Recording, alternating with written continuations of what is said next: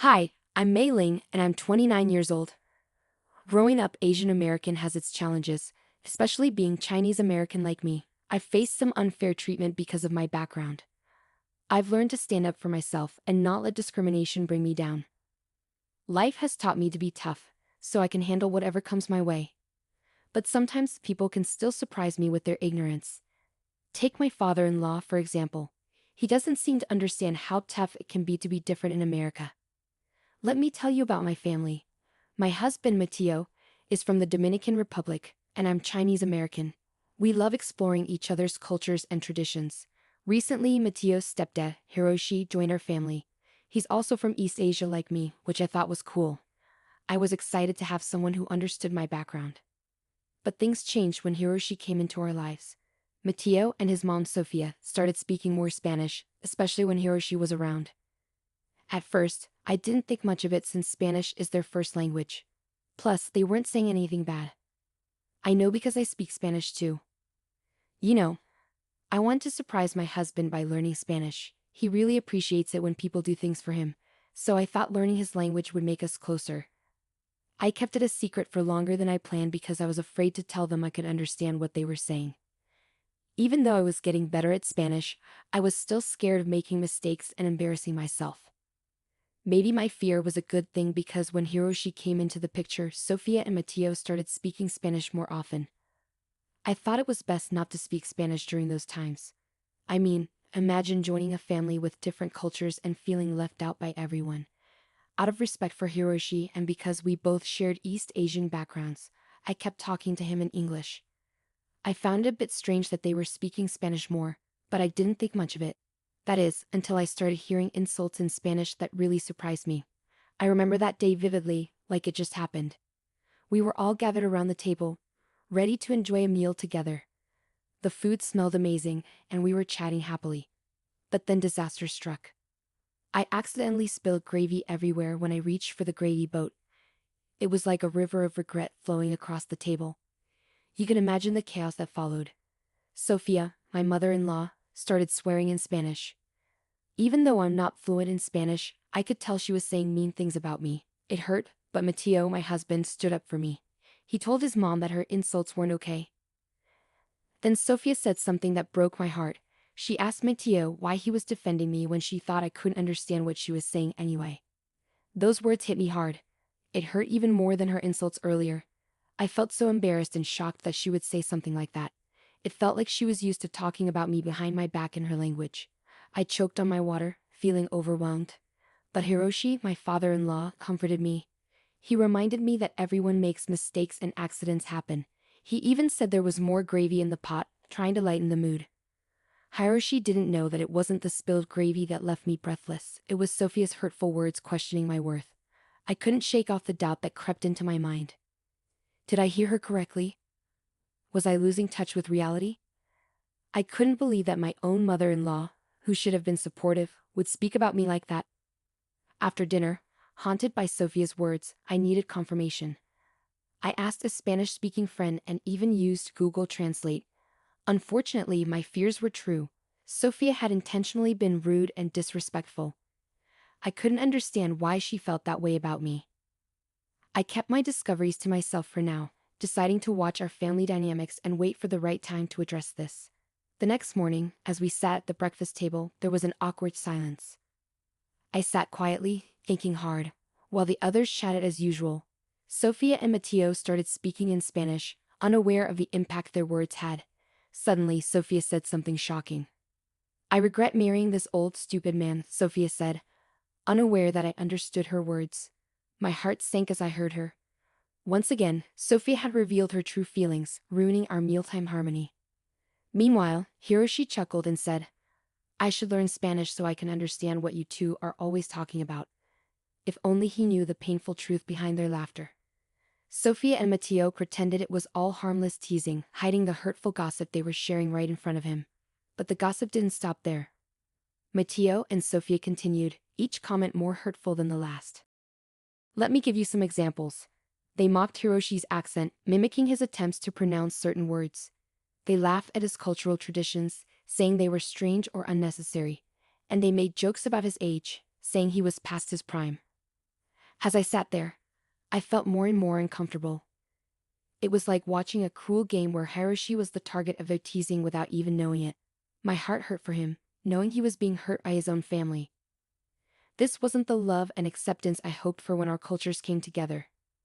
In that moment, I promised myself I wouldn't stay silent anymore. Sophia might have said hurtful things about me, but I wouldn't let her treat this kind old man the same way. I knew I had to address the tension in our family to make them see the value of our diverse backgrounds and the importance of treating each other with kindness. As time passed, I became more determined to expose Matteo and Sophia's unkind treatment of Hiroshi. Armed with my phone, I started recording their hurtful conversations during meals. I wanted to show them their behavior and its impact. With each meal, I discreetly captured their words, knowing they would reveal the truth. As their insults grew harsher, Hiroshi started to notice something was wrong. He and I were constantly left out, and it was clear something needed to change. As Hiroshi felt more excluded, his lively spirit dimmed. I tried to guide our conversations in English to include everyone, but Matteo and Sophia always switched back to Spanish, shutting us out. Their gossip and insults towards Hiroshi ruined the atmosphere at meals. When I listened to the recordings, I realized something heartbreaking. Sophia had married Hiroshi for his money, regretting that she couldn't inherit his fortune until he passed away. I was shocked by her greed, and Matteo, my husband, not only joined in the insults but found them funny, supporting his mother's awful intentions. The realization hit me hard. How could I have missed their true colors? These were the people I trusted to embrace and celebrate our diverse family, yet they had betrayed that trust. I knew I had to do something, not just for Hiroshi's sake, but for the respect and love our family deserved. Late into the night, I listened to those recordings, steeling myself to confront Matteo and Sophia with the evidence of their cruelty. I knew it wouldn't be easy, but I couldn't let them continue hurting us. As I planned my approach, I promised myself I wouldn't let their toxicity ruin our lives any longer. Hiroshi deserved better, and so did our family. Determined to make a change, I geared up to confront Matteo and Sophia about their hurtful actions. But before I faced them, I knew one thing. Hiroshi needed to hear the truth first. He deserved to know. Gathering my courage, I approached Hiroshi, sensing his heavy heart. With a comforting smile, I asked, "Hey Hiroshi, how are you holding up?" He sighed and met my gaze, his vulnerability clear. "Mei Ling, it's been tough, honestly. I'm having a hard time fitting into this new family setup. The constant use of Spanish makes me feel left out, like I don't belong. Maybe I should consider those Spanish classes after all." Understanding his struggle, I nodded sympathetically. "I hear you, Hiroshi. It's been bothering me too. But there's something important I need to tell you." He looked intrigued, curious about what I had to say. "What's on your mind, Mei Ling?" Taking a deep breath, I confessed the secret I'd been keeping. "Hiroshi, I understand Spanish. I've been following every conversation Matteo and Sofia have had. They didn't know because I never joined in on the Spanish talks. I kept it to myself because I felt nervous and embarrassed about my language skills, but I do understand them completely." Hiroshi looked surprised. "Why didn't he tell them?" "I'm sure they would have helped you with your Spanish." I smiled sadly. "You're probably right, Hiroshi. I was just nervous and embarrassed.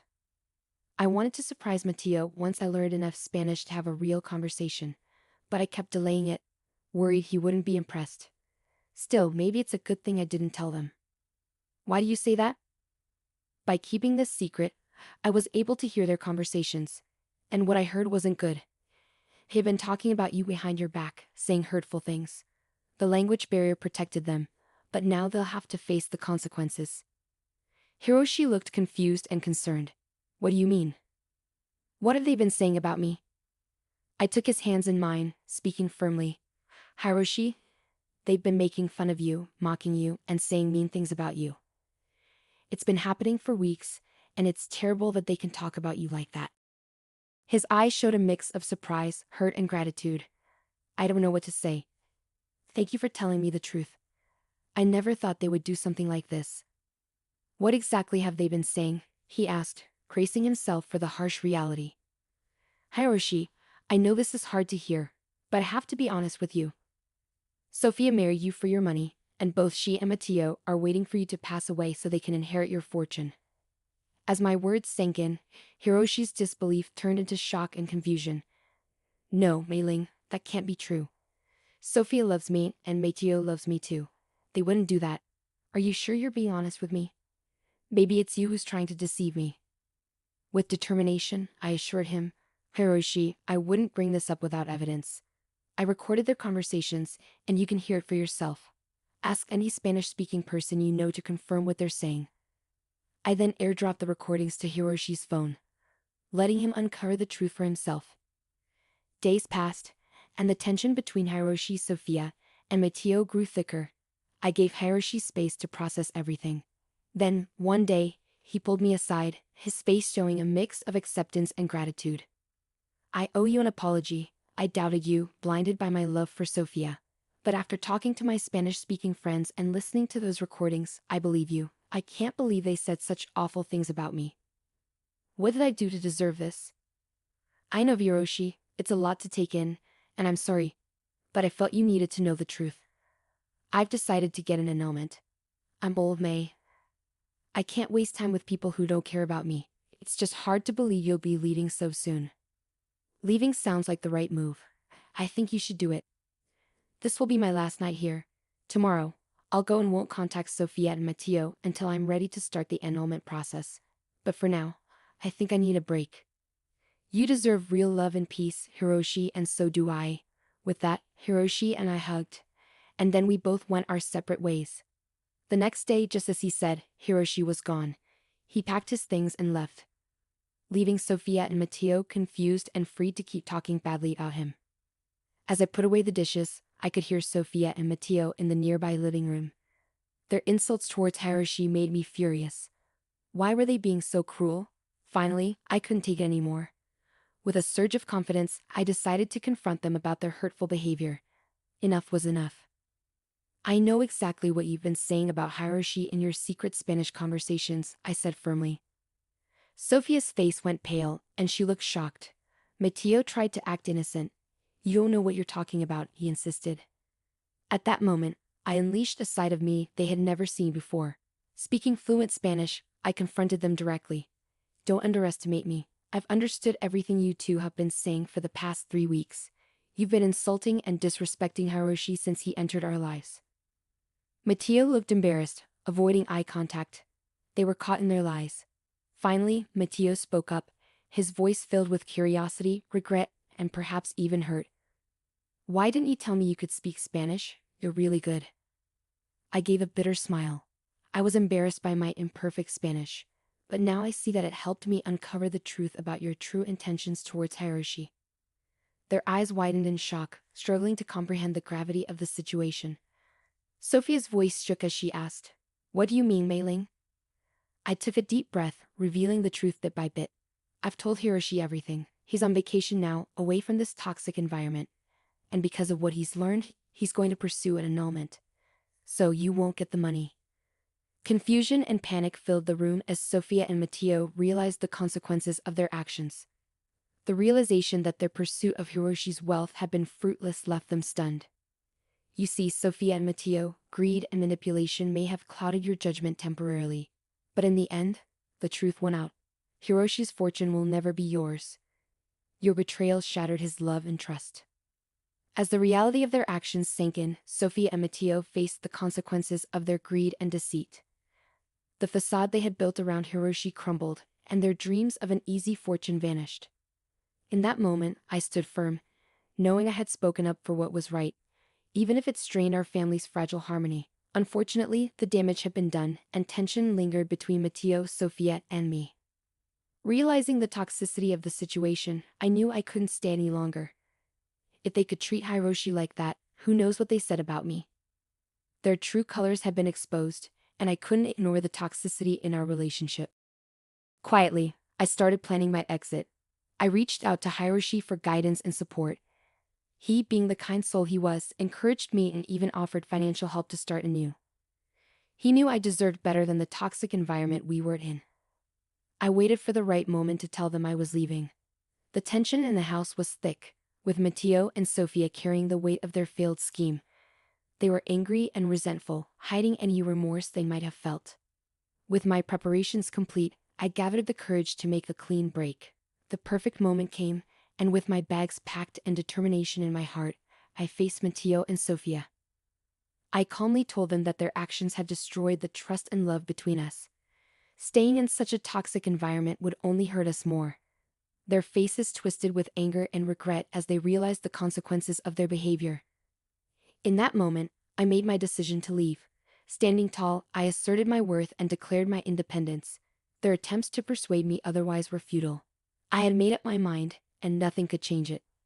With a final farewell, I walked away from the toxicity that had plagued our lives, stepping into a new chapter. As I journeyed towards self-discovery and freedom, I carried the lessons learned with me. No longer would I be confined by others' expectations and judgments. I had found my voice and would use it to shape my destiny, leaving behind the negativity that once consumed me. It was time to embrace my strength and forge a path true to myself.